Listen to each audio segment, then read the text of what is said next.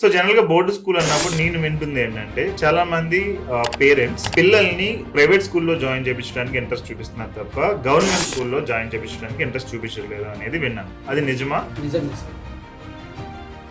ఈ పేరెంట్స్ దగ్గరికి వెళ్ళినప్పుడు వాళ్ళు చెప్పే యాక్చువల్ రీజన్ ఏంటి? ఎందుకు అడుగుతున్నానంటే ఈ క్వశ్చన్ యాక్చువల్ గా మనకి ఎడ్యుకేషన్ అనేది చాలా కాస్ట్లీ అయిపోయింది. ప్రైవేట్ స్కూల్స్ లో మనం చూసుకుంటే 60,000, 70,000, లక్ష, ఈవెన్ 3-4 లక్షలు కట్టే వాళ్ళని కూడా నేను చూసాను.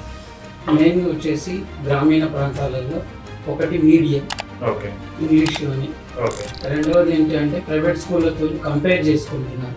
కంపేర్ చేసుకున్నప్పుడు మా పిల్లలు కూడా ఎడ్యుకేషన్ లో అంత లెవెల్కి పోలేకపోతున్నారు. ఇన్కమ్ వర్సెస్ ఎక్స్పెన్సెస్ చూసుకుంటే కనుక ఏదైనా అమౌంట్ సేవ్ చేయగలుగుతున్నారా, ఇన్వెస్ట్ చేయగలుగుతున్నారా? ఇన్వెస్ట్ చేయగలిగితే ఎంత చేయగలుగుతున్నారు? మనం గవర్నమెంట్ స్కూల్స్ లో ఎక్కువ పీపుల్ జాయిన్ చేయించాలంటే ఏమేం చేయాలని మీరు అనుకుంటున్నారు? ప్రైవేట్ ని తట్టుకునే విధంగా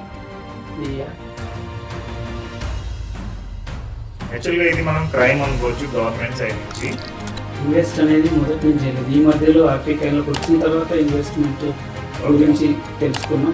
కొంత ఇప్పుడు చేస్తున్నాం. గతంలో మాకు మెయిన్ ఏంటంటే ఈ ఫైనాన్షియల్ లిటరసీ లేకపోవడం వల్ల ఇన్వెస్ట్ చేయలేదు. మేము కేవలం ఈ పొదుపు చేయడాన్ని మేము ఇన్వెస్ట్ గా భావించి అక్కడితో ఆగిపోయింది. సో మనం మేజర్ గా డబ్బులు సేవ్ చేస్తున్నాం, ఇన్వెస్ట్ చేస్తున్నాం అని అనుకుంటారు జనరల్ మిడిల్ క్లాస్ పీపుల్ అందరూ కూడా. బట్ యాక్చువల్ గా జరుగుతుంది ఏంటంటే it's one kind of unofficial looting అనేది. రోడ్లు బాగోవు, డ్రైనేజీ సిస్టమ్ బాగోదు, ప్రైవేట్ ఎడ్యుకేషన్ బాగా ఎంకరేజ్ చేస్తున్నారు. సో ఈ లాస్ట్ 20 years ఆఫ్ కెరియర్ లో మీరు ఏమైనా మిస్టేక్స్ చేశాను అనుకుంటున్నారు? ఫైనాన్షియల్ మిస్టేక్స్ ఏంటంటే ఎల్ఐసి పాలసీలు, ఓకే, ఈ చిట్స్, ఓకే, ఇవే మన లైఫ్ లో అనుకుంటున్నాం. సో నెక్స్ట్ 10 to 20 years మన Indian equity market or Indian future అనేది చాలా హ్యూజ్ గా గ్రో అవుతుంది. ఇన్వెస్ట్మెంట్ పరంగా అయితే క్యారియర్ ఎప్పుడైతే స్టార్ట్ అవుతామో అప్పటి నుండి ఇన్వెస్ట్ చేయడం వల్ల మన లైఫ్లో ఏమైతే అనుకుంటా అంటే ప్రజెంట్ లైఫ్ను ఎంజాయ్ చేస్తూ ఫ్యూచర్ లైఫ్లో కూడా ఇబ్బంది పడకుండా ఉండగలుగుతాం అనేది నేను మీ దగ్గరికి వచ్చిన తర్వాత తెలుసుకున్న అంశం. Hi all, welcome to Vasuchalla wealth talks.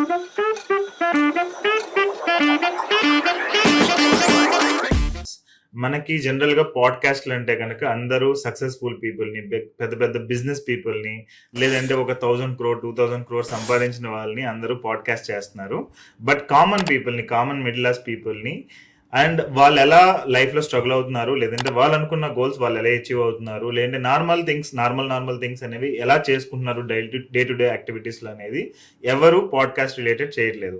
అందుకని చెప్పి నేను common normal middle class people ని పిలుద్దామని అనుకుంటున్నాను. సో ఇప్పుడు వచ్చే వీళ్ళందరూ కూడా నా క్లయింట్స్ ఇప్పుడు ప్రజెంట్ అయితే కనుక. అండ్ ఈవెన్ నేను నార్మల్ గా కూడా ఆటో డ్రైవర్స్ కానీ, లేదంటే క్యాబ్ నడుపుకునే వాళ్ళు, టీచర్లు, సాఫ్ట్వేర్ ఇంజనీర్లు, ఈవెన్ డాక్టర్లు, లాయర్లు, వీళ్ళు డైలీ యాక్టివిటీస్ చేసే వాళ్ళందరూ మన లైఫ్ లో రెగ్యులర్ గా కనిపించే వాళ్ళందరితో కూడా ఈ పాడ్కాస్ట్ చేద్దామని డిజైన్ చేశాను. అఫ్ కోర్స్ మనకి కూడా highly successful people, business people, అలా పెద్ద పెద్ద గోల్స్ అచీవ్ అయిన వాళ్ళందరూ కూడా వస్తారు. బట్ నా ఫస్ట్ ఇంపార్టెన్స్ ఎప్పుడు కూడా మిడిల్ క్లాస్ పీపుల్. సో అందుకని చెప్పి నేను ఈ పాడ్కాస్ట్ అనేది స్టార్ట్ చేశాను. సో వాళ్ళ డే టు డే లైఫ్ లో ఏం చేస్తున్నారు, ఎలా వాళ్ళు అనుకున్న గోల్స్ అచీవ్ అవుతున్నారు అనేది మనం తెలుసుకుందాం. ఓకే, హాయ్ అండి. Hi sir. మీ గురించి కొంచెం ఇంట్రడ్యూస్ చేసుకుంటారా మన ఆడియన్స్ కి? నా పేరు వేణు. ఓకే, నేను బేసికల్లీ నేను ప్రొఫెషన్ స్టేట్ గవర్నమెంట్ ఎడ్యుకేషన్ డిపార్ట్మెంట్లో టీచర్గా చేస్తున్నాను సార్. ఓకే, మాది హన్మకొండ. మేము గ్రేట్. సో టీచర్ అంటే ఏం సబ్జెక్ట్ టీచ్ చేస్తారు మీరు? ప్రైమరీ సెక్షన్ వరకు ఆల్ సబ్జెక్ట్ టీచ్ చేయాల్సి వస్తుంది. అంటే first class to fifth class primary. It's like border school అనేది అనుకోవచ్చు. ఓకే, సో బోర్డర్ స్కూల్ అన్నప్పుడు మనకి అంటే దీనిలో మనం జనరల్ గా అన్ని డిస్కస్ చేస్తాం, money related and me job related కూడా. సో జనరల్ గా బోర్డర్ స్కూల్ అన్నప్పుడు నేను వింటుంది ఏంటంటే చాలా మంది పేరెంట్స్ పిల్లల్ని ప్రైవేట్ స్కూల్లో జాయిన్ చేయించడానికి ఇంట్రెస్ట్ చూపిస్తున్నారు తప్ప గవర్నమెంట్ స్కూల్లో జాయిన్ చేయించడానికి ఇంట్రెస్ట్ చూపించలేదు అనేది విన్నాను. అది నిజమా? నిజమే సార్. నిజం. ఇది అబ్సల్యూట్లీ రియల్. ఓకే, ఇప్పుడు మీ స్కూల్లో ఎంతమంది ఉన్నారు యూజువల్ గా? మా స్కూల్లో 60 మెంబర్స్ స్టూడెంట్స్ ఉన్నారు. 60 మెంబర్స్. ఓకే, అంటే వాళ్ళందరూ ఈజీగానే జాయిన్ అయ్యారా, లేదంటే మీరు వెళ్ళి వాళ్ళ ఇళ్ళకి వెళ్ళి మాట్లాడి వాళ్ళ పేరెంట్స్ ని ఒప్పించి జాయిన్ చేయించడం ఆ టైప్ లో ఉందా? కొంతమంది వెళ్తాం సార్. ఎవ్రీ ఇయర్ మాకు ప్లానింగ్ ఉంటుంది. జూన్ లోపల హౌస్ టు హౌస్ తిరిగి పేరెంట్స్ మొబిలైజ్ చేసి తీసుకొచ్చిన వాళ్ళు కూడా కొంతమంది ఉన్నారు. ఓకే, వాళ్ళు వచ్చిన వాళ్ళు ఉంటారు. ఓకే, ఈ పేరెంట్స్ దగ్గరికి వెళ్ళినప్పుడు వాళ్ళు చెప్పే యాక్చువల్ రీజన్ ఏంటి? ఎందుకు అడుగుతున్నానంటే ఈ క్వశ్చన్ యాక్చువల్ గా మనకి ఎడ్యుకేషన్ అనేది చాలా కాస్ట్లీ అయిపోయింది. ప్రైవేట్ స్కూల్స్ లో మనం చూసుకుంటే 60,000, 70,000, లక్ష, ఈవెన్ 3-4 లక్షలు కట్టే వాళ్ళని కూడా నేను చూసాను. సో పేరెంట్స్ సంపాదించే దానిలో ఈవెన్ 30-50% ఈ స్కూల్ ఎడ్యుకేషన్ కి అయిపోతుంది. ఇప్పుడు గవర్నమెంట్ మనకి ఆల్మోస్ట్ ఫ్రీగా ఉంది. ఈవెన్ నేను కూడా బోర్డ్ స్కూల్లోనే చదువుకున్నా. సో నాకు అది తెలుసు ఎలా చెప్తారు ఏంటి అనేది. సో ఎందుకు people normal middle class people ఈ స్కూల్స్ లో, ప్రైవేట్ స్కూల్స్ లో జాయిన్ చేపిస్తున్నారు, ఈవెన్ గవర్నమెంట్ స్కూల్ ఫ్రీ అయినా కానీ? మెయిన్గా వచ్చేసి గ్రామీణ ప్రాంతాలలో ఒకటి మీడియం, ఓకే, ఇంగ్లీష్ అని. ఓకే, రెండవది ఏంటి అంటే ప్రైవేట్ స్కూళ్ళతో కంపేర్ చేసుకుంటున్నారు. కంపేర్ చేసుకున్నప్పుడు మా పిల్లలు కూడా ఎడ్యుకేషన్లో అంత లెవెల్కి పోలేకపోతున్నారు కాబట్టి మేము ప్రైవేట్ కోసం పంపిస్తున్నామని అని చెప్తున్నారు వాళ్ళు. ఓకే, ఈ రెండు ప్రధానంగా ఉన్నాయి సార్. ఆర్థికంగా వెసులుబాటు లేని వాళ్ళు మాత్రమే గవర్నమెంట్ సెక్టార్కి పంపిస్తున్నారు. మిగతా వాళ్ళంతా కంపేర్ చేసుకుంటున్నారు. ప్రైవేట్ స్కూల్తో కంపేర్ చేసుకొని మా పిల్లలు ఎక్కడ వెనకబడుతున్నారు అనేది ఉద్దేశంతో వాళ్ళు పంపిస్తున్నారు. ఓకే, ఫైన్ అండి, మీరు చెప్పింది నాకు అర్థమైంది. సో మిడిల్ క్లాస్ పీపుల్, ఆర్థిక వెసులుబాటు ఉన్న వాళ్ళందరూ కూడా ప్రైవేట్ స్కూల్లో జాయిన్ చేపిస్తున్నారు. మనం గవర్నమెంట్ స్కూల్స్లో ఎక్కువ పీపుల్ని జాయిన్ చేయించాలంటే ఏమేం చేయాలని మీరు అనుకుంటున్నారు? ప్రైవేట్ని తట్టుకునే విధంగా ఈ మెడిసిన్ సైడ్ కానీ, ఇంజనీరింగ్ సైడ్ కానీ ఆ విధమైనటువంటి ఎడ్యుకేషన్ కూడా గవర్నమెంట్ స్కూళ్ళలో అందిస్తే పబ్లిక్ అట్రాక్ట్ అయ్యేది తప్పకుండా అవుతారు సార్. రెండోది ప్రైవేట్ సెక్టార్ విపరీతంగా ఎంకరేజ్ చేసింది, విపరీతంగా అయిపోయింది కాబట్టి దాన్ని తట్టుకోవాలంటే ఇది ఒకటే. ప్రైవేట్ స్కూల్లో ఏం రన్ అవుతుందో ప్రోగ్రామ్స్, అవే ప్రోగ్రామ్స్ గవర్నమెంట్ స్కూళ్ళల్లో కూడా రన్ చేస్తే తప్పకుండా గవర్నమెంట్ స్కూల్లోకి పిల్లలు రావడానికి అవకాశం ఉంటుంది. పేరెంట్స్ కూడా వాళ్ళ ఆర్థిక భారం కొద్ది తగ్గుతుంది. ఓకే, ఇంకొక ప్రాబ్లం నేను విన్నది ఏంటంటే గవర్నమెంట్ స్కూల్స్ లో 10 మంది టీచర్లు ఉండాల్సిన చోట ఓన్లీ 5 to 6 పీపుల్ మాత్రమే ఉంటున్నారు, 6 టీచర్లు మాత్రమే ఉంటున్నారు. అందుకని క్వాలిటీ ఆఫ్ ది ఎడ్యుకేషన్ ఇవ్వలేకపోతున్నాం అనేది ఒకటి ఉంది. ఇది నిజమే సార్. ప్రైమరీ సెక్షన్ లోపల 5 క్లాసెస్ ఉంటే 18 టైటిల్స్ ఉంటే కేవలం 1 సింగిల్ టీచర్ లేకపోతే 2 టీచర్ లేదా 3 టీచర్లతో రన్ అవుతుంది. గత 20 years నుంచి అట్లే ఉన్నాయి. దాని కారణంగా కూడా ఇది ఇప్పుడే కాదు, 98 నుంచి కూడా అబ్జర్వ్ చేస్తుంది. ఈ ప్రాబ్లం అప్పటి నుంచి ఉండడం వల్ల పిల్లలు క్రమేపీ తగ్గిపోయింది. ఓకే, యాక్చువల్గా ఇది మనం క్రైమ్ అనుకోవచ్చు గవర్నమెంట్ సైడ్ నుంచి. ఎందుకంటే మనం చాలా ట్యాక్స్లు కడతాం. ఈవెన్ మీరు ఆటో నడుపుకునే వాళ్ళైనా, లారీ నడుపుకునే వాళ్ళైనా, లేదంటే ఏ చిన్న పని చేసుకునే వాళ్ళైనా, ఏదో సాఫ్ట్వేర్ ఇంజనీర్లు, డాక్టర్లు, లాయర్లు ట్యాక్స్లు కడతారని కాదు. నార్మల్ పీపుల్ కూడా ఇండైరెక్ట్ ట్యాక్సెస్, జిఎస్టీ మీద మనం ప్రతి దాని మీద, ఈవెన్ అన్నం, రైస్ కొనుక్కున్నా, లేదంటే పప్పు కొనుక్కున్నా, ఏ చిన్నది కొనుక్కున్నా కానీ ట్యాక్స్ అనేది కడతాం. ఈ ట్యాక్స్ మనీ అంతా కూడా గవర్నమెంట్ డిఫరెంట్ వేస్ లో స్పెండ్ చేస్తుంది. చాలా వరకు ఫ్రీ బీస్ అంటే అవి ఇవి ఫ్రీగా ఇవ్వడానికి చాలా ఖర్చు పెడుతూ ఉన్నారు. బట్ మనకు ప్రైమరీగా కావాల్సింది ఏంటంటే 3. ఒకటి ఎడ్యుకేషన్, ప్రాపర్ ఎడ్యుకేషన్ అనేది పిల్లలకి ఇవ్వాలి. రెండోది హెల్త్ కేర్. ఏదైనా జబ్బు వచ్చింది అంటే కనుక ఒకసారి మనం 1 లక్ష 2 లక్షలు అప్పు చేసామంటే వాళ్ళు దాని నుంచి బయట రావడం చాలా చాలా డిఫికల్ట్ అవుతుంది. సో ఇది. మూడోది వచ్చేటప్పటికి ఇన్ఫ్రాస్ట్రక్చర్ అంటే డ్రైనేజ్ అండ్ రోడ్స్. ఈ 3 మనకి ప్రాపర్గా ఇస్తే మన లైఫ్ అనేది ఆల్మోస్ట్ ఇంకా హ్యాపీగా ఉంటుంది, ఏ ప్రాబ్లం ఉండదు. కానీ గవర్నమెంట్ ఎక్కువ రిస్ట్రిక్ట్ చేస్తుంది ఏంటంటే ఈ 3 మీదే. రోడ్లు బాగోవు, డ్రైనేజీ సిస్టమ్ బాగోదు, ఎడ్యుకేషన్, ప్రైవేట్ ఎడ్యుకేషన్ బాగా ఎంకరేజ్ చేస్తున్నారు. గవర్నమెంట్ హాస్పిటల్ చాలా మంది విజిట్ చేయరు, ఎందుకంటే భయం, వాళ్ళు సరిగ్గా చూస్తారా చూడరా అనేది. I think government should change ఈ వేలో అయితే కనుక, కంపల్సరీ చేంజ్ చేసి ఈ 3 మీద ప్రాపర్ ఇన్వెస్ట్మెంట్ చేస్తే కనుక middle class life and poor people lifes అనేవి చాలా వరకు హ్యాపీగా ఉంటాయి అనేది నేను అనుకుంటున్నాను. ఓకే, మీరేం చెప్తారు? నిజమే సార్, 100% ఇది నిజమే సార్. పేదవాళ్ళు కానీ మిడిల్ క్లాస్ కానీ వాళ్ళ జీవితాలు విద్య, ఆరోగ్యం అందిస్తే దాని ద్వారా చాలా డెవలప్మెంట్ అయితే అవడం అనేది నిజమే సార్. అవుతుంది కూడా ఖచ్చితంగా. మీ ఒపీనియన్ కూడా మీరు ఇక్కడ కామెంట్స్ లో మెన్షన్ చేయండి, సో దట్ రిమైనింగ్ పీపుల్ కి అది అండర్స్టాండింగ్ ఆర్ మోటివేషన్ టైప్ లో ఉంటుంది. Okay, so when it comes to me personal life చూసుకుంటే కనుక మీకు సమ్ కైండ్ ఆఫ్ ఇన్కమ్ వస్తుంది, సమ్ కైండ్ ఆఫ్ ఎక్స్పెన్సెస్ అనేవి ఉంటాయి. సో మీ ఇన్కమ్ వర్సెస్ ఎక్స్పెన్సెస్ చూసుకుంటే కనుక ఏదైనా అమౌంట్ సేవ్ చేయగలుగుతున్నారా, ఇన్వెస్ట్ చేయగలుగుతున్నారా? ఇన్వెస్ట్ చేయగలిగితే ఎంత చేయగలుగుతున్నారు? ఇన్వెస్ట్ అనేది మొదటి నుంచి చేయలేదు, ఈ మధ్యలో హ్యాపీకాన్లోకి వచ్చిన తర్వాత ఇన్వెస్ట్మెంట్ గురించి తెలుసుకున్నాం. కొంత ఇప్పుడు చేస్తున్నాం సార్. గతంలో మాకు మెయిన్ ఏంటంటే ఈ ఫైనాన్షియల్ లిటరసీ లేకపోవడం వల్ల ఇన్వెస్ట్ చేయలేదు. మేము కేవలం ఈ పొదుపు చేయడాన్ని మేము ఇన్వెస్ట్ గా భావించి అక్కడితోనే ఆగిపోయినాం. దానివల్లనే చాలా ఫైనాన్షియల్ స్ట్రగుల్స్ లో ఉన్నాం. మీరు ఆ 14 days smart money challenge attend అయ్యారా? ఓకే, అయితే మీకు క్లారిటీ వచ్చి ఉంటుంది అసలు సేవింగ్స్ ఏంటి, ఇన్వెస్ట్మెంట్ ఏంటి, అసలు గవర్నమెంట్స్ పీపుల్ ని ఎలా చీట్ చేస్తున్నాయి అనేది ఐడియా వచ్చి ఉంటుంది. సో మనం మేజర్ గా డబ్బులు సేవ్ చేస్తున్నాం, ఇన్వెస్ట్ చేస్తున్నాం అని అనుకుంటారు జనరల్ మిడిల్ క్లాస్ పీపుల్ అందరూ కూడా. బట్ యాక్చువల్ గా జరుగుతుంది ఏంటంటే it's one kind of unofficial looting అనేది. సో అందుకే మీకు కొన్ని పాలసీస్ గురించి అది ఎక్స్ప్లెయిన్ చేయడం జరిగింది. ఐ హోప్ మీకు క్లారిటీ వచ్చిందని అనుకుంటున్నా. బట్ ఇప్పుడు వరకు మీరు చూసుకుంటే కనుక మీ కెరియర్ స్టార్ట్ చేసి ఎన్ని ఇయర్స్ అయి ఉండొచ్చు? 20 ఇయర్స్. 20 ఇయర్స్ అనేది చాలా హ్యూజ్ పీరియడ్. ఇంకెన్ని ఇయర్స్ ఉంది మీకు? ఇంకో 10 ఇయర్స్. సో 20 ఇయర్స్ లో మీరు ఏమేమి అచీవ్ అవ్వలేదో, లేదంటే మీరు ఏదైతే గోల్ పెట్టుకున్నారో అవన్నీ 10 ఇయర్స్ లో అచీవ్ అవ్వాలి. ఇట్స్ కొంచెం డిఫికల్ట్ అని అనుకోవచ్చు. ఎందుకంటే మీకు ఇప్పుడు ఆ ఫైనాన్షియల్ ప్లాన్ అనేది ఒకటి వచ్చి ఉండదు కాబట్టి మీకు ఆ నెంబర్స్ చూస్తే తెలిసి ఉంటుంది. జనరల్ గా నేను ఎస్యూమ్ చేసి చెప్తున్నాను, ఎందుకంటే ఇప్పుడు మీ ప్రొఫైల్ నేను చెక్ చేయలేదు కాబట్టి. ఈ సినారియోలో మీరు ఏం చేద్దామని అనుకుంటున్నారు? ప్రెసెంట్ ఉన్నాయి అంటే మాకు డెబిట్స్ అప్పులు ఉన్నాయి, అవన్నీ లోన్స్ ఉన్నాయి. ఆ లోన్స్ నుంచి బయట ఎలా పడాలి, ఆ తర్వాత మనకున్న గోల్స్ ప్రస్తుతం అయితే ఎమర్జెన్సీ ఉన్నాయి. గోల్స్ బయటపడాలంటే అంటే ఈఎంఐలు లోన్స్ బయటపడాలంటే ఏం చేయాలో అర్థం కాని సిచ్యువేషన్లోనే మీ హ్యాపీ కాయిన్ అనేది ఒకటి ఫేస్బుక్ ద్వారా చూసి మీ దగ్గరికి రావడం జరిగింది. గోల్డ్ మెంబర్షిప్ తీసుకున్నాను. ఫైన్. అసలు మీరు అప్పులోకి ఎందుకు వెళ్ళారు? గవర్నమెంట్ జాబ్ అంటే almost secure job and income కూడా స్టాండర్డ్ వస్తుంది, ఎక్స్పెన్సెస్ కూడా ఆల్మోస్ట్ ఫిక్స్డ్ ఉంటాయి. సో ఇలాంటి సిచ్యువేషన్ అసలు అప్పులు ఈఎంఐలోకి ఎందుకు పడ్డారు? ఇదే సార్, ఇదే మాకు ఫైనాన్షియల్ అంటే ఇన్వెస్ట్మెంట్ సేవింగ్స్ తేడా లేకపోవడం వల్ల ఈ ల్యాండ్స్ మీద అంటే ప్లాట్స్ తీసుకున్నాం. ప్లాట్స్ తీసుకోవడం వల్ల అది లోన్స్ కు వెళ్ళాల్సి వచ్చింది. ఓకే. ఆ ప్లాట్స్ గ్రో అయినాయా? మీరు ఇన్వెస్ట్ చేసిన గ్రో అయినాయి సార్. రీసెంట్ ఇంకా ఏంటంటే ఇంతకుముందు ఉన్నాయేమో సిటీ అవుట్స్కట్స్ లో ఉన్నాయి.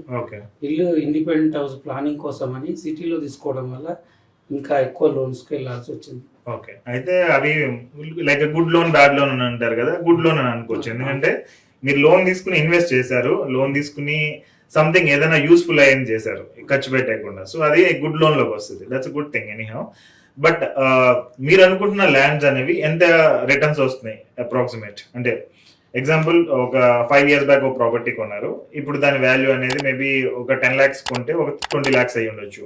సో ఆన్ యావరేజ్ చూసుకుంటే 15% రిటర్న్స్ వచ్చినట్టు అది. సో ఆ టైప్ లో మీరు ఏమైనా క్యాలిక్యులేషన్ చేశారా? అంటే ఫస్ట్ 2012 ఒకటి తీసుకున్నాం. అప్పుడు 10 lakhs తీసుకుంటే ఇప్పుడు 50 lakhs, 40 to 50 lakhs. Very good growth అయితే. 40%. 17 లో ఒకటి తీసుకున్నాం, అది 19 lakhs ఇన్వెస్ట్ చేస్తే అవి ఇప్పుడు 40 lakhs వరకు. Okay. It's very good growth అనేది అని అనుకోవచ్చు. అంటే decent growth or good growth I can say. ఎందుకంటే కొన్ని ల్యాండ్స్ ఈవెన్ ప్రీవియస్ గా నేను పాడ్కాస్ట్లు చేశాను కదా, వాళ్ళ దగ్గర వాళ్ళు కొన్నవి అయితే ల్యాండ్ గ్రో అవ్వలేదు, బట్ మీ విషయంలో గ్రో అయింది కాబట్టి అది ఒక కైండ్ ఆఫ్ అసెట్ బిల్డింగ్ అనేది ఉంది. సో లోన్ తీసుకున్నారు కదా, ఆ ఇంట్రెస్ట్ రేట్స్ ఎలా ఉన్నాయి మీద? 10.6 మాక్సిమం ఉంది, 8.5 నుంచి 10.6 ఉంది. ఒకటి ఫస్ట్ లోన్ 2015 లో ఫ్లాట్ తీసుకున్నాను అపార్ట్మెంట్ లో, దానికోసం 27 lakhs ఫ్లాట్ తీసుకున్నాను. అది ఇప్పుడు 45-46 ఉంటుంది సెట్ వాల్యూ. Okay, fine. అలా అనుకుంటే బాగానే వచ్చినట్టు. యాక్చువల్గా అపార్ట్మెంట్ లో డిప్రిషియేట్ అవుతూ వస్తుంది అనమాట. అఫ్ కోర్స్ మీది 27 to 46 అనేది పెద్ద గ్రోత్ కాదు, బట్ వెరీ డీసెంట్. అంటే పెరిగింది కాబట్టి ల్యాండ్ వాల్యూ అంటున్నారు కాబట్టి that's very good growth. Fine. So these are good things I can say. ఎందుకంటే ఈవెన్ తో మీరు లోన్స్ లో ఉన్నా కానీ you did very well. Okay, that's good thing. Of course మనం ఇప్పుడు చేసే ఇన్వెస్ట్మెంట్స్ అన్ని మల్టిప్లికేషన్ రిలేటెడ్ ఉంటాయి కాబట్టి మీకు ఇంకా హ్యూజ్ గ్రోత్ రావడానికి స్కోప్ ఉంటుంది ఈ ఇన్వెస్ట్మెంట్స్ అనేవి. ఫైన్. సో ఈ లాస్ట్ 20 years ఆఫ్ కెరియర్ లో మీరు ఏమైనా మిస్టేక్స్ చేశానని అనుకుంటున్నారా? ఫైనాన్షియల్ మిస్టేక్స్ ఏదైనా? మీ దగ్గర రాకముందు ఏం మిస్టేక్ చేస్తున్నామో అని అనుకోలేదు మేము. ఓకే. ఏంటంటే ఎల్ఐసి పాలసీలు, ఓకే, ఈ చిట్స్, ఓకే, ఇవే మన లైఫ్ అని అనుకున్నాం. ఓకే. పిల్లలు ఎప్పుడైతే స్కూల్ ఎడ్యుకేషన్ అయిపోయిన తర్వాత ఇబ్బంది అవుతుంది. ఎడ్యుకేషన్ మనకున్న గోల్స్, పిల్లల్ని ఎడ్యుకేషన్ ఇచ్చుకుంటూ ఇండిపెండెంట్ హౌస్ ప్లానింగ్, చిన్న గోల్స్ రీచ్ కావాలంటే ఇబ్బంది అవుతుంది. ఏం చేయాలనే పీరియడ్ లోపలనే హ్యాపీ కాయిన్ పరిచయం కావడం వల్ల మనం అర్థం కాకుండా ఉండడం వల్లనే మీ దగ్గరికి రావడం జరిగింది సార్. ఓకే, మీకు అది అర్థమైంది. లైక్ ఇది తెలియట్లేదు అనేది చాలా మందికి అర్థం కావట్లేదు. అది మీరు అది అర్థం చేసుకుని స్టార్ట్ చేశారు కాబట్టి ఇంకో 10 years లో మీరు వెరీ గుడ్ ప్రోగ్రెస్ ఉంటుంది. ఈవెన్ నేను మొన్న ఒక కంపెనీ సీఈఓతో మాట్లాడా, వెల్దీ అని చెప్పి వచ్చారు పాడ్కాస్ట్ కి, నేను ఆయనతో మాట్లాడాను. సో నెక్స్ట్ 10 to 20 years మన Indian equity market or Indian future అనేది చాలా హ్యూజ్ గా గ్రో అవుతుంది. లాస్ట్ 10, 20, 30 ఇయర్స్ అనేది డిఫరెంట్. ఇప్పటి నుంచి జరిగే నెక్స్ట్ 10 ఇయర్స్ అనేది చాలా ఇంపార్టెంట్ పీరియడ్. దాని తర్వాత నెక్స్ట్ ఇంకో 10 ఇయర్స్ అనేది that's a very good period అనేది ఆయన చెప్పింది అనమాట. సో దాని ప్రకారం I can say you're in a right time and you came to us at right time. మీరు మా దగ్గర రైట్ టైంలో వచ్చారు. That good. అండ్ ఇంకొకటి చూస్తే ఎల్ఐసి పాలసీస్ అయినా చిట్ అయినా మనకి మంచిగా అనిపిస్తాయి, ఎందుకంటే ఆ ప్రమోషన్ కానీ మార్కెటింగ్ కానీ ఆ టైప్ లో ఉంటుంది. బట్ మనం చూసుకుంటే 2 to 4% ఆర్ 5% రిటర్న్స్ వస్తున్నాయి. అది ఫిక్స్డ్ డిపాజిట్ కంటే లెస్ ఉంటుంది. సో అది నెగిటివ్ అని అనుకోవచ్చు. ఐ థింక్ మీరు అది క్యాలిక్యులేషన్ చేశారా? చేశాను సార్. అవి కాకపోతే చాలా ఏళ్ళు అవుతుంది. ఓకే. ఇంకా 2-3 ఇయర్స్ అయితే మెచ్యూరిటీ వస్తుంది. దాని నుంచి నేను బ్యాక్ రావడానికి కాబట్టి అది ఓకే. రిటర్న్ ఎంత క్యాలిక్యులేషన్ వచ్చింది దాని నుంచి వచ్చే రిటర్న్? చాలా తక్కువనే వచ్చింది సార్. ఓకే. అంటే అప్రాక్సిమేట్ 5% to 4%. అంతే సార్. బిలో 5% ఉంటుంది. బిలో 5%. సో ఎన్ని ఇయర్స్ కట్టారు policy? Policy 15 years, 14 years. Okay. 13 లో లాస్ట్ పాలసీ 13 లో చేశారు. ఓకే. సో ఇన్ని ఇయర్స్ మీరు వేరే ఆల్టర్నేట్ ఇన్వెస్ట్మెంట్స్ లో పెట్టుంటే అసలు మినిమం 1 crore ఉండేదేమో. అప్పుడు మాకు నేను అంటే ఒక స్టేజ్ లోపల ఏమో రాంగ్ చేస్తున్నా అనిపించింది. కానీ కరెక్ట్ చేయడానికి సెర్చ్ చేసాము. అప్పుడు SBI లో ఒక మేనేజర్ గారు పరిచయం ఇట్లా మ్యూచువల్ ఫండ్ లో అన్నారు. కానీ కరెక్ట్ గైడ్ చేసే వాళ్ళు, ఎడ్యుకేట్ చేసే వాళ్ళు దొరకలేదు. అయితే అట్లా కొద్ది రోజులు అట్లా డిలే అయింది. ఈ డిలే కారణం వల్లనే ఇట్లా రాంగ్ ఇన్వెస్ట్. మన దగ్గర చాలా మంది బ్యాంక్ మేనేజర్స్ ఉన్నారు. అంటే వాళ్ళే చెప్తారు అన్నమాట, మాకు బ్యాంక్ రిలేటెడ్ కొన్ని టార్గెట్స్ ఉన్నాయి, అందుకని ఇలా వర్క్ చేయాల్సి వస్తుంది అని చెప్పి వాళ్ళు చెప్తూ ఉంటారు. బట్ ఎనీహౌ అంటే వాళ్ళు కొంచెం బెటర్ గా గైడ్ చేసినట్టే మీకు ఇంకా కొంచెం కరెక్ట్ గా చేస్తుంటే మీకు బాగుండేది. ఫైన్ అండి. Thank you so much for coming to happy coin. Okay. So me personal life లో మీ ఫ్యామిలీ నుంచి సపోర్ట్ ఎలా ఉంది? మీ ఇన్వెస్ట్మెంట్స్ చేయాలన్నా, సేవింగ్స్ చేయాలన్నా ఎలా? ఫ్యామిలీ నుంచి బాగానే సపోర్ట్ ఉంటుంది. ఏం చేయాలన్నా కానీ ఎంకరేజింగ్ ఉంటుంది సార్. సో మనం జనరల్గా గవర్నమెంట్ జాబ్ అని మీరు అనుకుంటారు, అండ్ ప్రైవేట్ జాబ్స్ కూడా ఉంటాయి కదా. సో ఆల్రెడీ ఇది ఒకసారి అడిగిన క్వశ్చనే. ప్రైవేట్ జాబ్ కి గవర్నమెంట్ జాబ్ కి డిఫరెన్స్ చూసుకుంటే కనుక కొన్ని పాజిటివ్స్ ఉంటాయి, కొన్ని నెగిటివ్స్ ఉంటాయి. వాట్ ఈస్ బెస్ట్ మీరు అనుకునే దాని ప్రకారం? పాజిటివ్ అంటే ఇన్కమ్ అనేది డిక్రీజ్ కాకుండా రెగ్యులర్ గా ఉంటుంది. ఓకే. రెండవది మన job security, pension. Correct. Pension, ఈ 3 మేజర్. ప్రైవేట్ జాబ్ బెస్ట్ అంటారా, గవర్నమెంట్ జాబ్ బెస్ట్ అంటారా? అది మన ఇండివిజువల్ ఒపీనియన్ సార్. ఓకే. ఇప్పుడున్న పరిస్థితుల్లో గ్రోతింగ్ కావాలంటే private job best. Government teacher and versus private teacher చూసుకుంటే ప్రైవేట్ టీచర్ సాలరీస్ చాలా తక్కువ ఉన్నాయి. గవర్నమెంట్ టీచర్ సాలరీస్ కొంచెం పర్లేదు కంపారిటివ్ మనం చూసుకుంటే. బట్ ఎడ్యుకేషన్ చూసుకుంటే కాస్ట్లీ అనేది ప్రైవేట్ లో ఉంది. గవర్నమెంట్ లో వచ్చేటప్పటికి చాలా తక్కువ, అంటే తక్కువ మంది ప్రిఫర్ చేయడం అనేది జరుగుతుంది. ఎందుకంటారు అది? అంటే ప్రైవేట్ సెక్టార్లో కూడా చాలా సాలరీస్ ఉన్నాయి సార్. డిస్ట్రిక్ట్ లెవెల్ కానీ మండల్ లెవెల్ స్కూల్స్లో మాత్రమే మీరు అన్నట్టు కొద్దిగా తక్కువగా ఉన్నాయి. ఓకే. మిగతా చోట బాగానే ఉన్నాయి సార్ వాళ్ళ సాలరీస్ కూడా. ఓకే. సో అట్లనే గవర్నమెంట్ టీచర్స్ సాలరీస్ కూడా తక్కువ అని నేను అన్నాను. ఓకే. బాగానే ఉన్నాయి. కానీ మరి రిజల్ట్ అంటే ఒక టీచర్ మీద ఆధారపడలేదు. ఇంతకుముందు అనుకున్నట్టుగా మాకు ఆపోజిట్గా అంటే ప్రైవేట్ సెక్టార్ బాగా డెవలప్ అయి ఉంది కాబట్టి దాన్ని తట్టుకోవాలంటే ఓన్లీ టీచర్ ఒకటే సరిపోదు. ఇన్ఫ్రాస్ట్రక్చర్ కానీ, గవర్నమెంట్ నుంచి సపోర్ట్ కానీ, పేరెంట్స్ నుంచి కానీ సపోర్ట్ కానీ లేకపోవడం వల్లనే మేము ఇట్లా గవర్నమెంట్ సెక్టార్లో టీచర్లు అనేవాళ్ళు ఐడియల్గా ఉండాల్సిన పరిస్థితిలో హార్డ్ వర్క్ చేయాలి, కాంప్రమైజ్ అవ్వాల్సి. ఇంత హార్డ్ వర్క్ చేసిన రిజల్ట్ అనేది వెంటనే కనబడట్లేదు లాంగ్ రన్ లో. ఫైన్. ఇప్పుడు ఆన్లైన్ ఎడ్యుకేషన్ కూడా బాగా పెరిగింది కదండి. సో ఆన్లైన్ ఎడ్యుకేషన్ రిలేటెడ్ మీ ఒపీనియన్ ఏంటి? ఎందుకంటే మీరు స్కూల్ లెవెల్ ఉన్నారు కదా, 1st class to 6th class 5th class అని అనుకుంటే కనుక వీళ్ళకి ఆన్లైన్ ఎడ్యుకేషన్ మేబీ అర్థం అవ్వచ్చు, అర్థం కాకపోవచ్చు. అసలు మీరు ఒపీనియన్ ఏంటి ఆన్లైన్ ఎడ్యుకేషన్ మీద?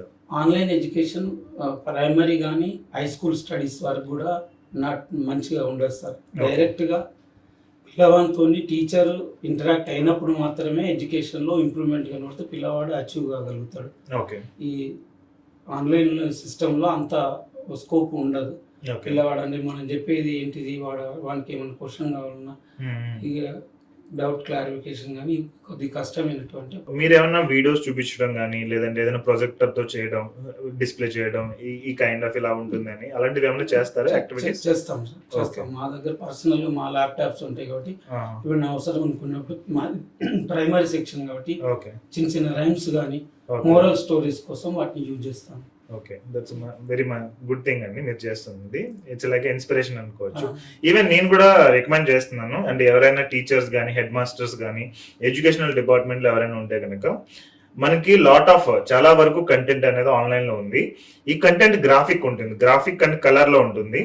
సో ఈ వీడియోస్ మనం ప్రాపర్ ఒక కరికులం టైప్ లో ఎవరికి ఫస్ట్ క్లాస్ వాళ్ళకి ఆ రిలేటెడ్ సబ్జెక్ట్స్, సెకండ్ క్లాస్ వాళ్ళకి ఆ రిలేటెడ్ సబ్జెక్ట్స్ అలా మనం చూస్ చేసుకుని ఒక ప్రొజెక్టర్ తో అట్లీస్ట్ వీక్లీ 1 డే ఒక 2 hours class or 3 hours class చేస్తే కనుక పిల్లలకి ఇంట్రెస్ట్ ఉంటుంది ఫస్ట్ థింగ్. రెండోది ఏంటంటే వాళ్ళు నేర్చుకునేది కూడా చాలా బాగుంటుంది అనేది నా ఒపీనియన్. సో మీ ఒపీనియన్ కూడా మీరు ఇక్కడ కామెంట్ చేయండి సో దట్ అందరికీ అర్థమవుతుంది అది. ఖచ్చితంగా సార్. అంటే ఆన్లైన్ సిస్టమ్ టెక్నాలజీ ఉపయోగించడం వల్ల పిల్లల్లో ఆసక్తి రేకెత్తించవచ్చు. రెండోది ఏంటంటే ఈజీగా వాళ్ళ కొద్దిగా మెమొరీ కూడా చాలా రోజులు ఉండేటట్టు ఉండొచ్చు. కానీ ఇంత ఉన్నా కానీ టీచర్కు బదులుగా మాత్రంగా అది రిప్లై చేయలేము. టీచర్ లేకుండా అయితే మాత్రం అది అవ్వదు. అది ఇప్పుడే కాదండి, ఈవెన్ కాలేజీలో అయినా లేదంటే పోస్ట్ గ్రాడ్యుయేషన్ కూడా ఏంటంటే ఒక టీచర్ లెక్చరర్ జాబ్ అనేది వేరే వాళ్ళు ఏ టెక్నాలజీ కూడా చేయలేదు. మనకు ఇప్పుడు చాలా వరకు కొన్ని ప్రైవేట్ కంపెనీస్ చెప్తున్నాయి ఒక వీడియో కోర్స్ ఇచ్చేస్తే అయిపోతుందని. అది అవ్వదు. ఈవెన్ నేను కూడా వీడియో కోర్సెస్ క్రియేట్ చేశాను కదా ఫైనాన్షియల్ ఎడ్యుకేషన్ రిలేటెడ్. బట్ మీతో పాటు ఒక సిఎఫ్పి సర్టిఫైడ్ ఫైనాన్షియల్ ప్లానర్ మీతో ఉంటారు. అది లేదంటే అది అవ్వదు. ఎందుకంటే ఆ క్వశ్చన్స్ క్లారిఫికేషన్ అయినా కానీ క్లారిటీ ఆఫ్ ద ప్రోగ్రామ్ కానీ ఒక టీచర్ లేదంటే ఒక మెంటర్ లేకుండా అది అర్థం కాదు. సో నాది కూడా same opinion. Yeah, good. So మీరు ఫైనల్ గా ఏదన్నా మా ఆడియన్స్ కి చెప్పాలని అనుకుంటున్నారు? ఇన్వెస్ట్మెంట్స్ ఆర్ సేవింగ్స్ రిలేటెడ్ ఒకటి మీరు చెప్పొచ్చు. రెండోది మీ school, government school versus private schools, దాని గురించి కూడా మీరు చెప్పొచ్చు. ఇన్వెస్ట్మెంట్ పరంగా అయితే క్యారియర్ ఎప్పుడైతే స్టార్ట్ అవుతామో అప్పటి నుండి ఇన్వెస్ట్ చేయడం వల్ల మన లైఫ్లో ఏమైతే అనుకుంటా అంటే ప్రజెంట్ లైఫ్ను ఎంజాయ్ చేస్తూ ఫ్యూచర్ లైఫ్లో కూడా ఇబ్బంది పడకుండా ఉండగలుగుతాం అనేది నేను మీ దగ్గరికి వచ్చిన తర్వాత తెలుసుకున్న అంశం. Government school versus private school, దాని రిలేటెడ్ ఏమన్నా ఆ ఎడ్యుకేషన్ రిలేటెడ్ ఏమన్నా చెప్పాలనుకుంటున్నారా? Education private school versus government school అంటే గవర్నమెంట్ స్కూల్లో చదివిన పిల్లలకు స్వతహాగా డెవలప్ అవుతాడు. అన్నిటినీ ఏదైనా ఫ్యూచర్లో ఏ ప్రాబ్లం వచ్చినా తట్టుకోగలుగుతాడు. ప్రైవేట్ స్కూల్ పిల్లవాడు ఏమైనా కానీ అచీవ్ అవుతారు కావచ్చు, మెడికల్ రూట్లను లేకపోతే ఇంజనీరింగ్ రూట్లను అచీవ్ అవుతారు కావచ్చు. వాళ్ళకి ఆ నాలెడ్జ్ తప్ప లైఫ్ స్కిల్స్ అనేది తక్కువ ఉంటాయి అనేది నా ఒపీనియన్. తక్కువ ఉంటాయి. యా, నా ఒపీనియన్ కూడా అదే. ఎందుకంటే నేను కూడా చదివింది మొత్తం గవర్నమెంట్ స్కూల్స్, గవర్నమెంట్ కాలేజెస్ కాబట్టి ఒక ఇండిపెండెంట్ థాట్ ప్రాసెస్ రావాలి లేదంటే ఓన్ ఛాలెంజెస్ ని ఫేస్ చేయాలి అంటే గవర్నమెంట్ స్కూల్స్ అనేవి లేదంటే గవర్నమెంట్ కాలేజెస్ అనేది one of the better way. But ఏంటంటే మనం మార్క్స్ వైజ్ చూసుకుంటే కనుక ప్రైవేట్ స్కూల్స్ లో వచ్చినంత మార్క్స్ అనేవి మనకు ఉండదు, ఆ కాంపిటీషన్ అనేది ఉండదు. రెండోది వచ్చేటప్పటికి ఈవెన్ నేను కూడా యావరేజ్ స్టూడెంటే, నాకు ఎప్పుడు టాపర్ అన్నట్టు హైయెస్ట్ మార్క్స్ ఎప్పుడు నాకు రాలేదు. బట్ లైఫ్ లో వాట్ ఈస్ రిక్వైర్డ్, మనకి ఏం కావాలో అదైతే మనకు వస్తుంది. రెండోది సోషల్ స్కిల్స్. అంటే ప్రెషర్ అనేది చాలా తక్కువ ఉంటుంది మన గవర్నమెంట్ స్కూల్స్ లో చూసుకుంటే. ప్రైవేట్ స్కూల్స్ లో ప్రెషర్ మూలంగా ఈవెన్ సూసైడ్ చేసుకోవడం కూడా చూసాము. అది చాలా డేంజరస్ థింగ్. సో నేను ఎప్పుడు ప్రెషర్ ఫీల్ అయ్యి చదివేసింది అయితే ఏం లేదు. సో అందుకని యావరేజ్ గా వచ్చేది. బట్ లైఫ్ లో ఏదైతే రిక్వైర్మెంట్ ఉందో అదైతే నేను రీచ్ అవ్వగలిగాను. సేమ్ నేను చాలా మందిని చూసింది కూడా అదే టైప్ లో చూసాను. అండ్ ఫైనల్ గా నేను టీచర్స్ కి ఆర్ హెడ్ మాస్టర్స్ ఎవరైనా ఎడ్యుకేషనల్ డిపార్ట్మెంట్ లో ఉండే వాళ్ళకి చెప్పేది ఏంటంటే మీరు మీ ఈ టెక్నాలజీని కొంచెం ఇంక్లూడ్ చేస్తూ ఏదైనా ప్రొజెక్టర్ ఇలాంటివి ఏమైనా కావాలంటే కొంచెం కంబైన్డ్ ఎవరిదైనా డొనేషన్ తీసుకునైనా కానీ అలాంటివి తెచ్చి మనం ఆఫ్ కోర్స్ డేటా అనేది ఫ్రీగా ఉంది, రిలయన్స్ జియో ఇవన్నీ కూడా ఫ్రీగా ఉన్నాయి. సో అది మీరు ప్రాపర్ గా యూటిలైజ్ చేసుకుని కొంచెం పిల్లలకి కొంచెం బెటర్ గా టీచ్ చేయగలిగితే, ఎందుకంటే గవర్నమెంట్ నుంచి సపోర్ట్ లేదని మనం వదిలేస్తే వాళ్ళు అన్యాయం అయిపోతారు అండ్ వాళ్ళు అనుకున్న గ్రోత్ అనేది మనం ఎక్స్పెక్ట్ చేయలేం. సో కొంచెం సోషల్ గా ఏమన్నా కాంట్రిబ్యూషన్స్ తీసుకునైనా కానీ ప్రాపర్ గా ఇన్ఫ్రాస్ట్రక్చర్ బిల్డ్ చేసుకుని మనకు మనమే ఆన్లైన్ రిలేటెడ్ కూడా కొంచెం ఇంట్రడ్యూస్ చేసుకోగలిగితే కనుక పిల్లలకి అండర్స్టాండింగ్ బాగుంటుంది, చదువు మీద ఇంట్రెస్ట్ వస్తుంది అండ్ వాళ్ళు కూడా ఫ్యూచర్ లో బాగా గ్రో అవడానికి హెల్ప్ అవుతుంది. Okay, wish you all the best. See you in my next session. Thank you.